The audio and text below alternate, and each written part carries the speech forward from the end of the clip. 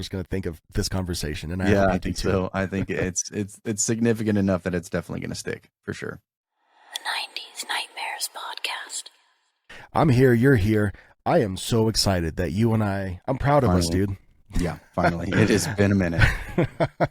I was looking at our YouTube page and I saw the last episode was 7 months ago and I went, oh no, dude, it hurts. And full transparency, most of it is on my end. Derek has kind of like been sliding me occasional DMs and stuff like that, guilt tripping me, like, hey man. And then there's correct me, or at least tell me what the guy's name was that had DM'd you and be like, hey, I really missed this show. Like, I don't remember. I didn't even show you all of them. I will say that once every couple weeks, I'd get 1 or 2 DMs that were like, hey man, I just finished watching all season 1 of your rewatch podcast. I love it. This makes me feel nostalgic. It makes me feel comfortable. I like the chemistry between you and Booze. When are you going to do more? And I was like, I know, man. I know. Trust me. That is a good question, sir.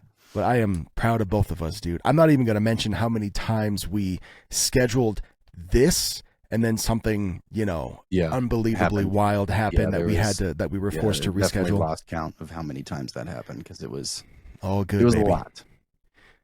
We're here now, and Booze takes all the blame. He doesn't need to. I mean, we're both humans that have our own lives.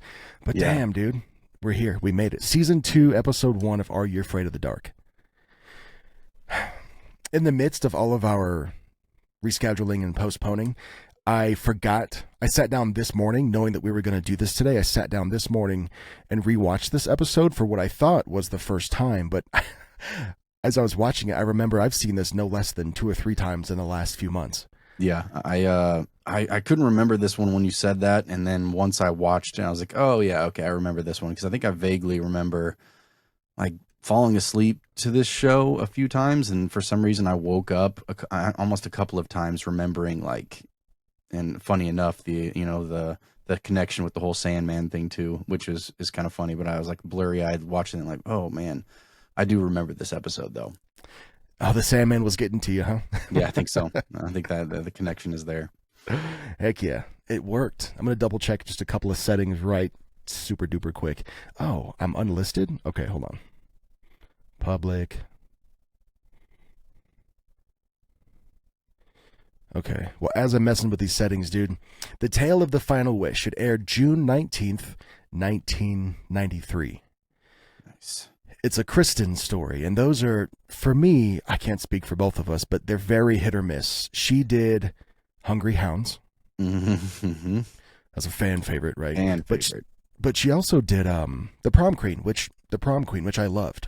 Yeah, that one was really good. So, exactly, you just said it. It is literally hit or miss. Yeah, for sure. It's always a coin toss with Kristen. She's so thematic, but, I don't know. It's all good, man. And you know what? Going back to my story of I forgot that I'd watched this multiple times. When I saw it again this morning, I pulled out my little notebook to take notes, and then I flipped back a couple pages, and I saw that I had already taken notes for this episode. And just... Nice.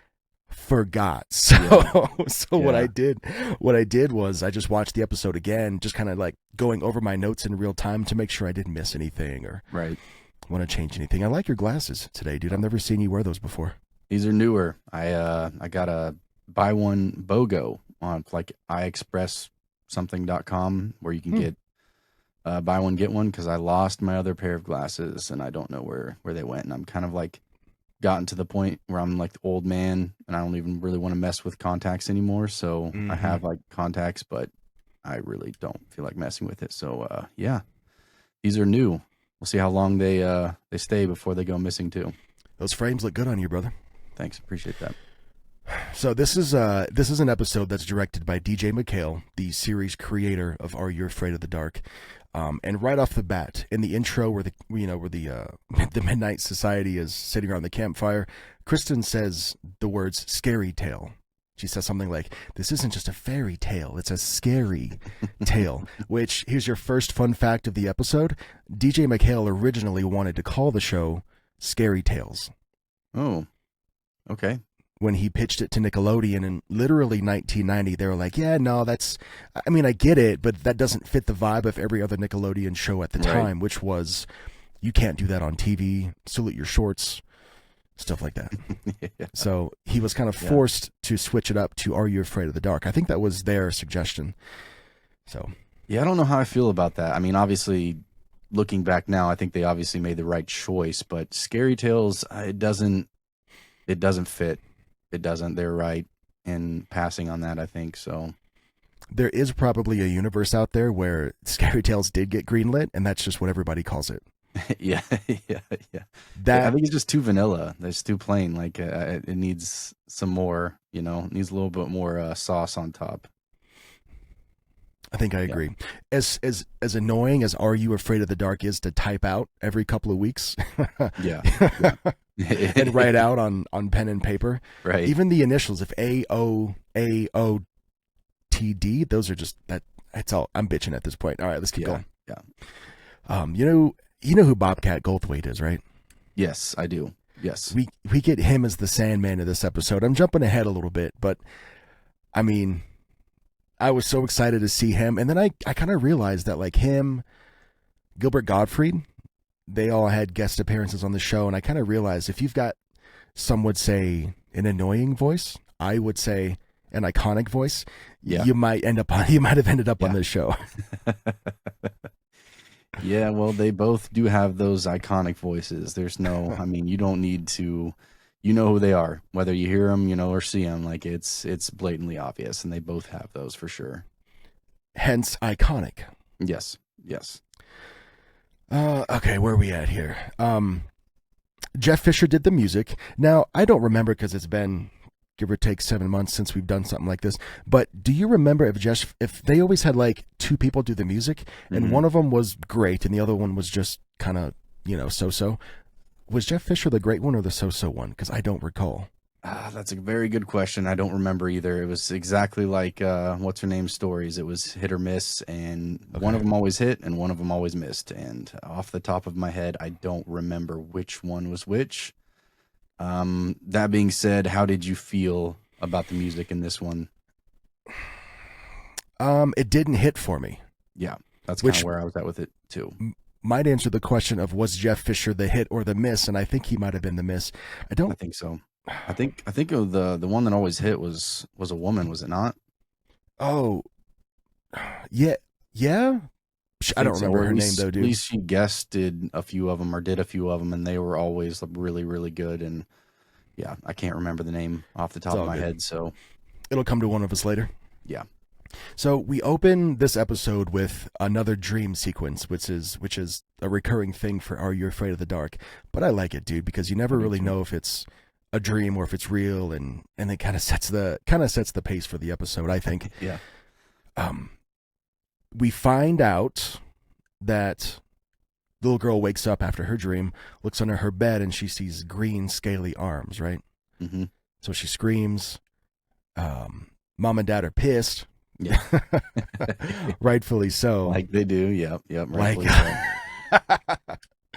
Like they do. They get pissed, and then they go check it out.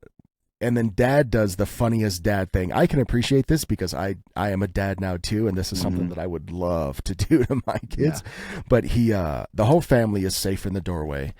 He checks under the bed, lifts the covers, and then he reaches his hand down under there and fakes being grabbed by something. But really, really what he's doing is just grabbing some dirty dishes. And that's, I thought that was so good. Yeah, it's definitely something I would like to do to my kid as well, just because I know the factor, at least the draw that you would get from it would be very similar to that, which is, once you step into that role, it's too hard to deny or not do things like that. So yeah, just want a little trauma. That's all. That's all it is. No big deal. You'll live. Saw this funny meme the other day where the caption was like, I wanted to, as a man, I wanted to have a family and responsibilities and whatever, but that also meant having to scope out the scary noises in the middle of the night. And dude was having second thoughts, like, I don't know if I want this anymore. Right. Yeah, that's pretty spot on. So parents say, you know what, Jill is this girl's name, knock it off, grow up with these scary stories, and these fairy tales and these dreams and stuff, which which was funny to me for a couple of reasons. And then we found out that jackass brother was the one who scared his sister. Yeah. Yeah. Which I feel like fits the mold pretty well, too. I feel like more often than not, brothers are always out there terrorizing their younger sisters in that scenario. Always the brother. Yeah, always. I can definitely attest to that. I had my fair share of doing that to my younger sister throughout my childhood, so it fits. It makes sense. My brother and I, we are too far apart to have ever been in 6 years apart to have ever been in each other's way or lives growing up. Really, we didn't really get super close. I don't think until we were both adults and moved out. Yeah. How far apart are you from your sister? She's actually 5 years younger than me, so it was like just enough of a gap to where I had that dynamic of I was the older asshole brother, Okay. his younger sister, and just the relationship that we had was just me annoying her, pushing her to her limits, scaring her, doing all that type of thing, not stuff I'm super proud of today, but that was the relationship growing up. So I remember my brother was into like throwing ninja stars and stuff, and I remember like BB guns and stuff, and he would like shoot them in his room, and he had this cardboard target set up in his bedroom where he would throw ninja stars, and I just remember thinking, dude, Dad's gonna be pissed when you put a hole in the wall or shoot a BB gun through the window one of these days. Yeah. I mean, on the opposite side of the coin, going back to the whole being a dad now, like I can't imagine how pissed I would be to walk into my son's room and there's throwing stars in the drywall. Pissed. Yeah. But it's all good. It's all good. Here we go. The brother starts giving Jill, I forget the brother's name, doesn't matter. He starts giving his sister Jill all kinds of shit for liking fairy tales. She's got a princess castle set up on her bedtime, on her, nightstand by her bed. Mm-hmm. And she's got these pretty lacy, princessy drapes over her bed and stuff. And it's just very fitting. It's just very stereotypical. And he's like, you're such a little kid. Why don't you grow up? Blah, blah, blah. Right. So anyways, next morning, everybody wakes up again to get ready for work and school. Dad throws Mom under the bus. Dad's like, I got to go to work. And if Jill's late again, you have to take her. Okay, bye. And then he just leaves. He's like, I'm not messing with this. Yeah. Eventually, Jill spends too much time in the bathroom, pisses off Mom. Mom now has to take Jill to school, which means Mom's late for work for her lavender pantyhose warehouse factory that she works at. Boss is going to be pissed. It's so random. So the gist is this young girl, Jill, is just a burden on everybody. She wakes everyone up in the middle of the night because she's scared. She's late for school because she's indecisive. Just really a pain at this point. Yeah. I kind of feel bad for her. Yeah, I definitely did too. But I can also see, putting myself in that scenario, how annoyed I would be as well if that was my daughter and or sister, Mm-hmm. It's weird seeing both sides of the coin, right? It is. Later on at school, Jill's with her friends, and we get to meet the local hottie. Ooh, yeah. Dude's a dreamboat. Jill ends up in the proper word for it. It's the 90s, right? Yeah. She's peachy keen. Mm-hmm. Jill ends up embarrassing herself in front of the local cutie patootie. And let me just say, dude, like Jill at this point I realized she's a good actor. Yeah. Character's annoying, but she plays it so well. Yeah. Definitely good at what she does. Understood the assignment. And I think it was the fact that the two girls that she was sitting at the lunch table with were so bad relative to Jill. I realized, Jill's actually doing a great job. Okay, good for her. Yeah, that might be helping her excel even more, Yeah. Jill wishes later this night she grabs onto her fairy tale book.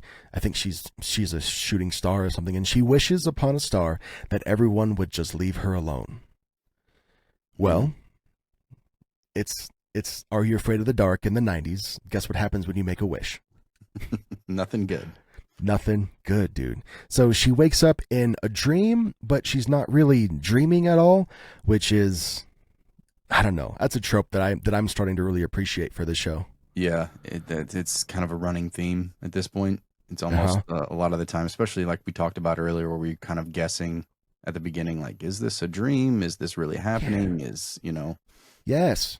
It brings me back to, and then sometimes they don't even like tie into the episode, dude. It brings me back to the tale of the Twisted Claw, where the very first scene was this dude in his bed waking up to this damn 8-foot tall Grim Reaper figure, only to never have us look at that again. Yeah. So sometimes it's cool. Sometimes it makes you wish they would go back to that dream and expand a little bit. Right. Anyways, well, we get to expand on this dream within a dream, and this is where we get to meet Bobcat Goldthwait. Iconic for some, annoying for others. Yeah, I definitely, he's perfect for this role. Like it's absolutely perfect. I kind of I'm a mixed bag with it because I like the character, I like the delivery. Again, I think he's perfect for this role, but in other scenarios or in this one, I can see how it does get kind of annoying. Like I'm kind of the same way with Gilbert Gottfried too. Like his voice is iconic and it's perfect for certain roles, but there's no way I could listen to that guy or either of these guys talk for an extended period of time without going nuts. Imagine the two of them having a podcast together. Oh my gosh, that would be... Whew. I imagine the numbers would spike up and then about 10 minutes in, they would just plummet. Not a single soul would be able to finish that episode. Not at all. Speaking of finishing episodes, I want to thank the audience, you listening. You guys are so cool, man. Even on our 7-month hiatus, dude, our like podcast download numbers remained consistent. Like they didn't really drop at all. YouTube's a different story, but for the audio only podcast side, dude, it's like the numbers just, it's almost like we never took any time off, man. So it was just so refreshing and so enlightening. And what are some other adjectives I can throw in there, dude? Motivating. It just made me feel good looking, because I get an email every week or every month from our podcast distributor that says, here's your numbers for the last week or month or whatever. And they never went down. So you guys are still finding the show. That's awesome. Watching every episode, rewatching some episodes. Thank you for that. Yeah, we definitely appreciate that. It's funny how that works. For some reason in the podcast realm and the podcast world, things like that I feel like can last and or continue to grow. But on YouTube, you take a 7-month hiatus, you're done. You don't exist anymore. No, you've been phased out. The YouTube's already moved on, probably moved on 5 months ago. Like you take an extended break like that, your audience and I feel like YouTube both will just completely forget you and you're in the dust. But it's cool that the podcast world, that type of thing exists and that the growth is still there. So again, yeah, definitely appreciate the new listeners and the reoccurring ones who potentially, I guess, aren't listening to anything new at this point until now. But welcome back, baby. Listening. Yeah, welcome back. What were we talking about? Oh, yeah, Bobcat and Gilbert Gottfried having a podcast. Fantastic voices. Oh, you know what, dude? Something just clicked. Here's another fun fact of the episode. This is fun fact number 2. Gilbert Gottfried, didn't he voice the parrot in Aladdin? Yes. And Bobcat Goldthwait was one of the demons in Hercules. Yes. Yes. So both of these dudes are Disney legends in their own right. I feel like that was both of my introductions to both of them as well. Oh, makes perfect sense. Yeah. Yeah, we're not going to watch Bobcat Goldthwait made his own like independent horror movie. That's not how you get introduced to Bobcat Goldthwait. In the 90s, you get introduced to that dude in Hercules. Yes. Yes. All right, cool. I would, if somebody's good with AI, can you please make just like a 10-minute conversation with Bobcat and Gilbert Gottfried and send it to us, please? That would be. Or even if you're not good at AI, just take conversations that kind of sound semi-relevant to each other and just paste them together. They don't have to make any sense. Just do it. Just make it happen. I just want to hear the sounds. I don't want to hear. I don't care what they're talking about. All right, man. We're talking about Are You Afraid of the Dark, right? Yes, I believe so. So we get to hear Bobcat Goldthwait jump out from under her bed. He says something like, "Hi there." That's a bad impression. And then we get this terrifying bedroom scene where she gets like sucked up into this portal, and it's actually pretty scary. Mm-hmm. As cheesy as it looks, looking back on it 30 years later, almost to the day, it's still terrifying. For sure. And I don't remember it significantly as a child, but I can definitely say that 30 years ago, if I saw that, I would have been terrified. Yeah, for sure. Because it was scary as balls, dude. Mm-hmm. It was scary AF. Oh, here's another tangent. I'm sorry. But I saw something earlier today, literally, that said somebody told them that AF stood for as foretold. So, in context is this Taco Bell sauce is spicy as foretold. As foretold. So maybe just this might you might be the only one that gets a kick out of this. But anytime I read a story going forward with the phrase AF in it, I'm just going to narrate it as foretold. Yeah, I think that'll probably end up sticking with me too, because it's so ridiculous enough that it makes me laugh. And I think as moving forward, for sure, I think that's exactly what I'm going to have to start doing too. Promise me you're not kidding. No, I'm not kidding at all. I think that's God, hilarious. yes. Okay, cool. Especially if I just start integrating that into like my friend group and things like that. I'll just say AF and then and I'm not saying the original at all. Because I struggle with being family friendly or advertiser friendly, but as sure. foretold is just safe, and it's funny as foretold, man. Cool. So every time I narrate that in a story, I'm just going to think of this conversation, and I think so. I think it's significant enough that it's definitely going to stick for sure. All right. So Jill gets sucked into this terrifying portal where she gets sucked into the land of Nod, which is where the Sandman lives. This is kind of where he hangs out, dude. It's his domicile.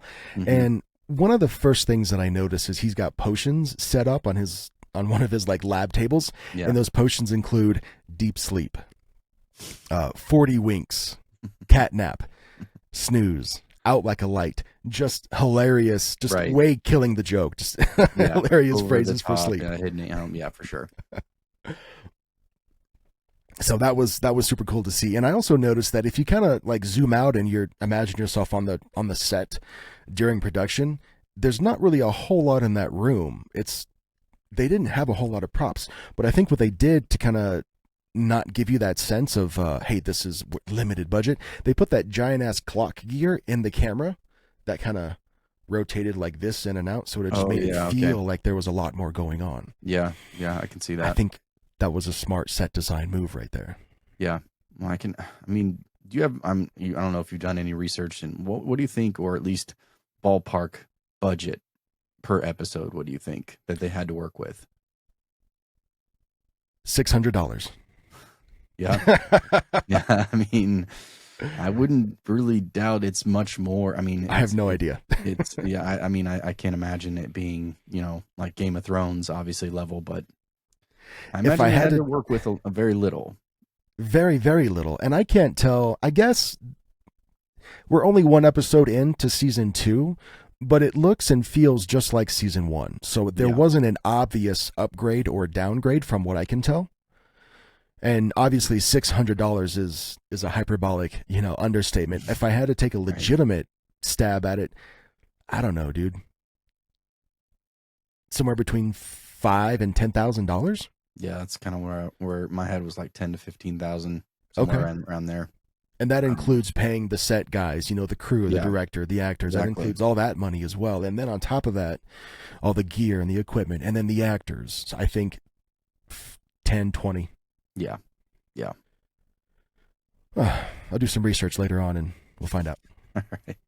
Or maybe we can get somebody from the show on the podcast just to answer the one question. I don't want to talk about the show itself. I just want to talk about the budget. Answer that question and then kick them immediately. Yeah, this is strictly going to turn into a financial podcast. All right, so Jill's in the land of Nod. She walks past all the hilarious potions, and her and Bobcat, or I guess the Sandman, he'll always be Bobcat Goldthwait, no matter what character he's playing. Right. He's Bobcat. So Jill and Bobcat have this back and forth. It's pretty entertaining. She learns the rules. We get some exposition, and then for some reason I didn't write down, and I'm struggling to remember what happened between her ending up in the land of Nod and then her seeing another portal with references to Alice in Wonderland with the Red Queen, references to Hansel and Gretel with, the witch in the forest. Mhm.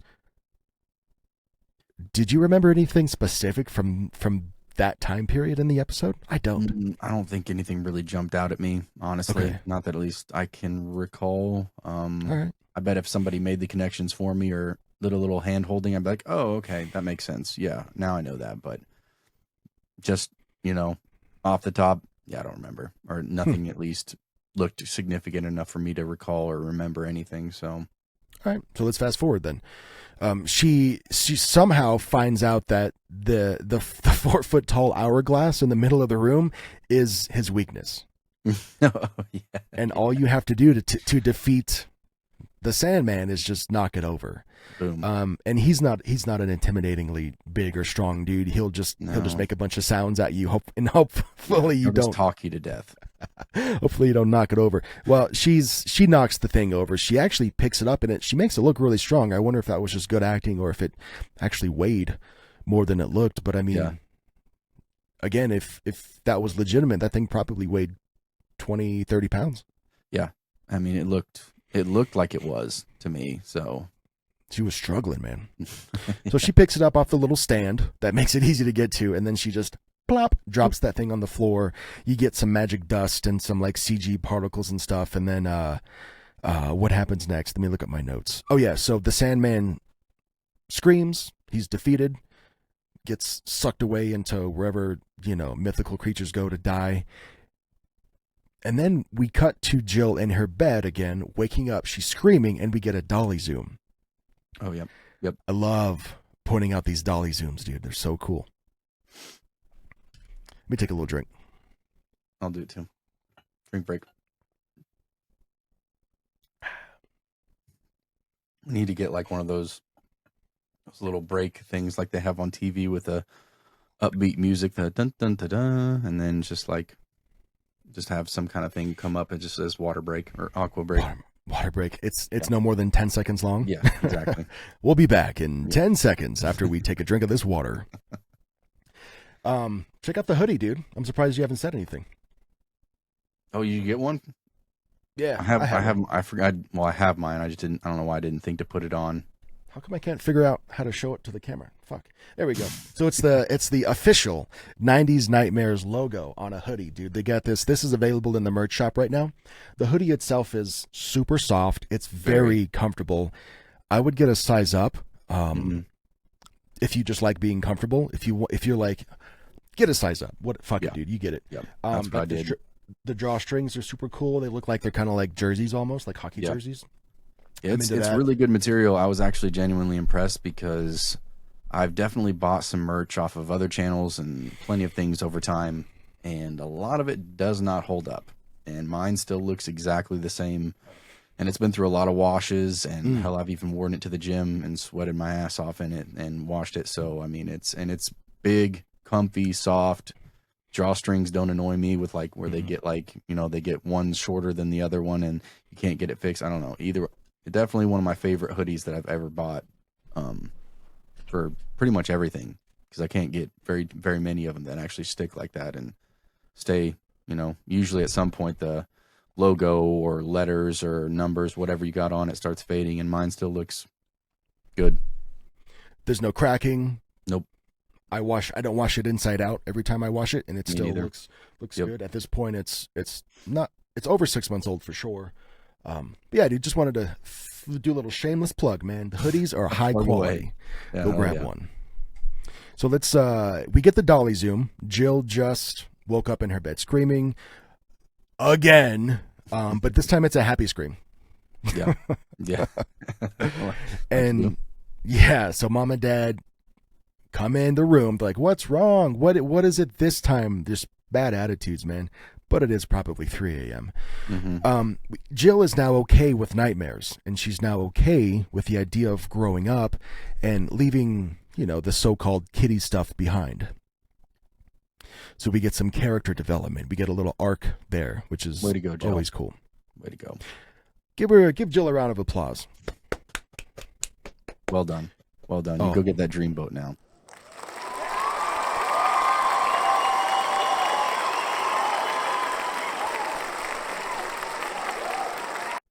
Jesus, that cheering sound is 40 seconds long. I didn't know that. They were really excited for Jill. Way to go, Jill. Heck yeah, dude. Okay, and then do I have any more notes? Oh, yes, dude. And they did what I love, man. It's like you get like this bottle episode. Well, I guess every episode of Are You Afraid of the Dark is a bottle episode because they're all anthologies. But you get this one-off episode where like some terribly scary things happen. It's either a dream, it's either resolved, everybody's cool, good to go, but the last scene is the twist. Yes. In this particular show and episode, we get to see where we at.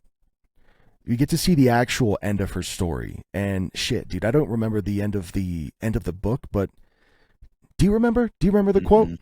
Fuck. The quote? No, I don't. This is incredibly anticlimactic. I am so stoked. Yeah.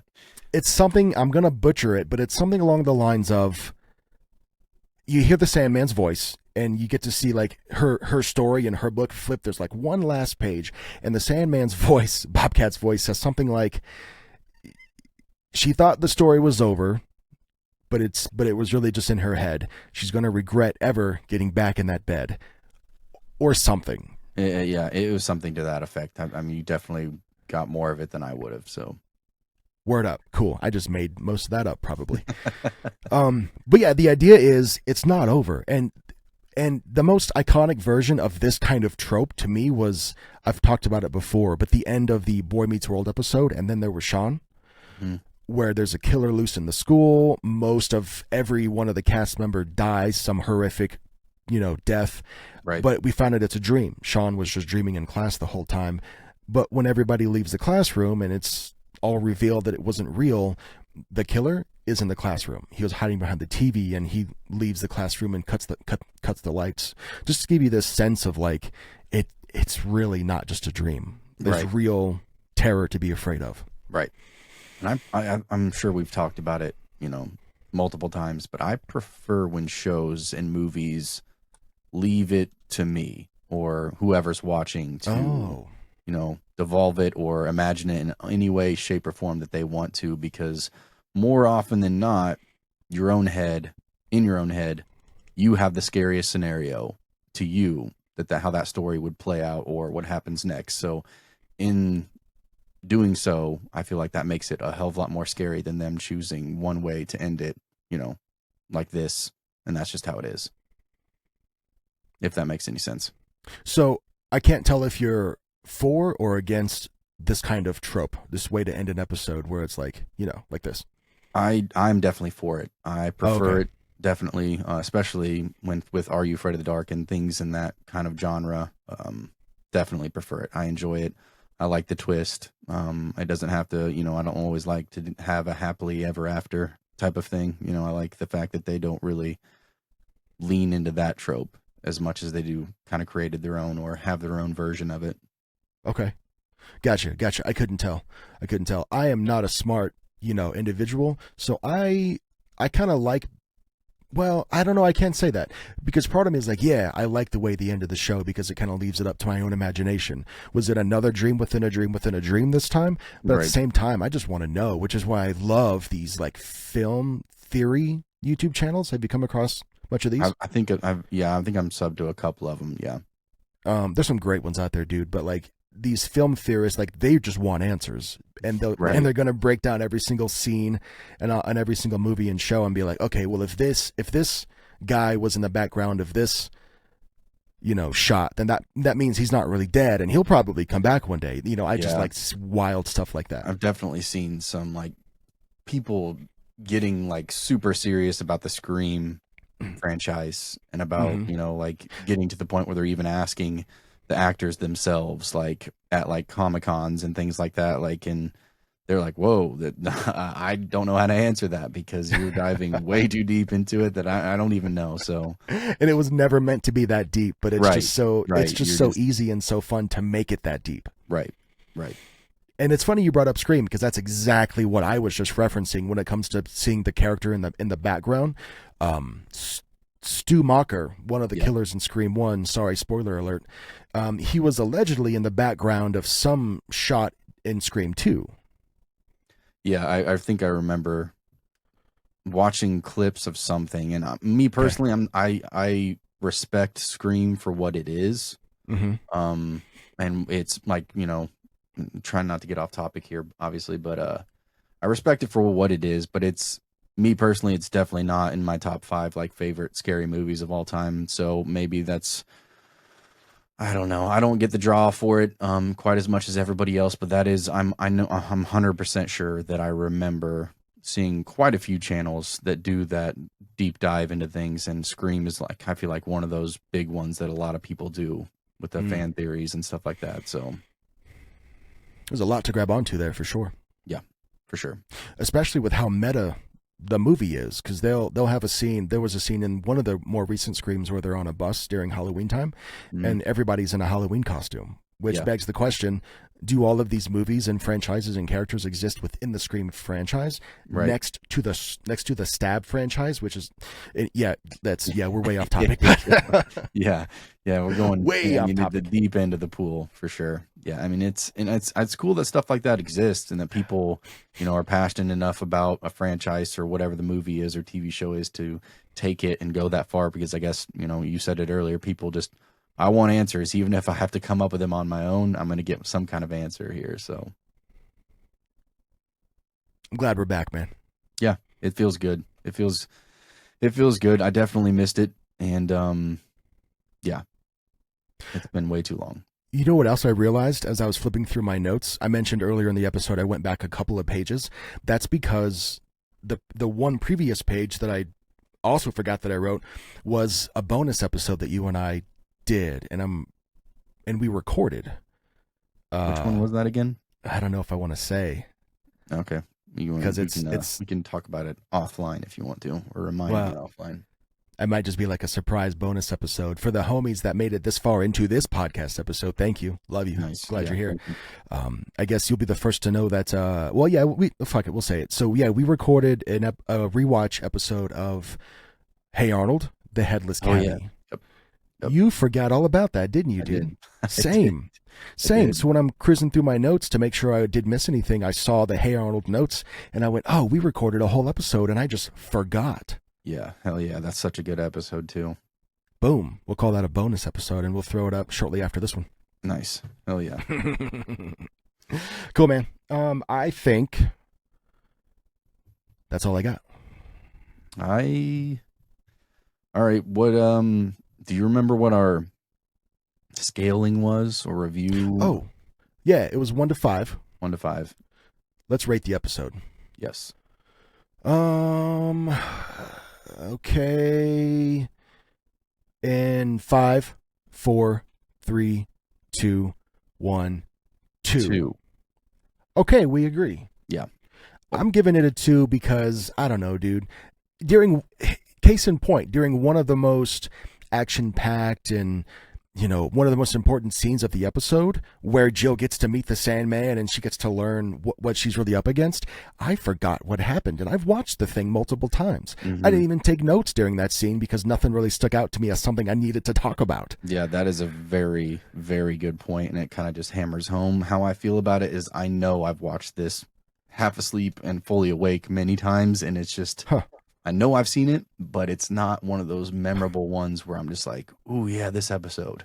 It's just like, "Oh, okay, this one." It's not a Super Specs. No, it's not a Super Specs. Absolutely not.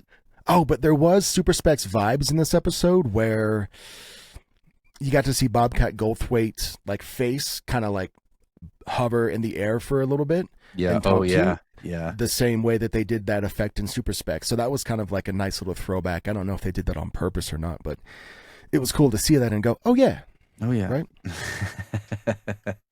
Yeah, it is. It's hard to compete with that one because it set the bar so insanely high. But again, you can't bet 1,000 on, it's never going to be 10 out of 10 each time. So, and this is just episode 1. So, and we're never going to get another Yowza. Some good episodes in this season. Yeah. So. Well, dude, I can't wait to go through them with you and like really dive into them and like dissect them because that's just fun for me. And I'm glad I get to do it with you. For sure. Same.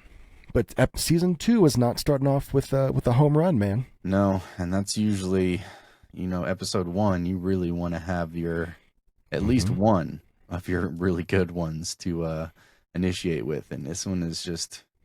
There's been worse. Trust me, there's been worse episodes we've definitely watched, but this one wasn't a favorite. Yeah, I would watch this one again if I absolutely had to without complaining too much. Yeah. Might only do it under my breath a few times, but that's it. All right, dudes. Anything else, Booze? I think that is it for me. Cool, man. Well, I appreciate you being here with me talking about this awesome show that we grew up on. Thank you to the listener for hanging out with us for as long as you have. I don't know if we're ready to commit to a weekly or a bi-weekly schedule. I'll talk to you offline, but I have an idea that okay. I think hopefully can work in both of our favors for moving forward for future episodes. So, ooh, mystery. So we'll talk about that after the cameras turn off, and then you, on the other end of the phone or in your earbuds, you'll find out very soon. Yes. Cool. I'm going to cue up the outro and say thank you, Booze. Thank you, listener. Yes. Thank you very much, listeners. See you guys next time we get to do this.